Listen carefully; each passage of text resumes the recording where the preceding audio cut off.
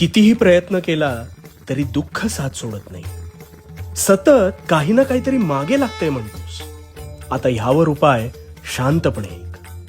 मुळात दुःख हे तुझ्यावर आलेलं संकट जरी असलं तरी ती तुझ्या मानसिकतेची आणि सहनशीलतेची कसोटी आहे.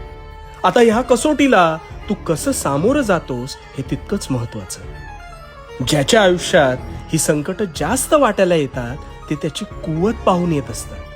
कारण जो हे वादळ झेलू शकतो तोच स्वतःला पेलू शकतो.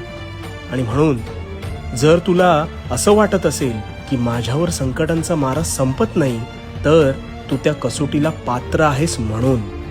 आणि तू त्यावर जर खरा उतरलास तर ध्यानात ठेव, ह्यानंतर तुझ्या जीवनात सुखाची सावली वास्तव्य करेल. आणि हो, भिवू नकोस, कारण मी तुझ्या पाठीशी आहे.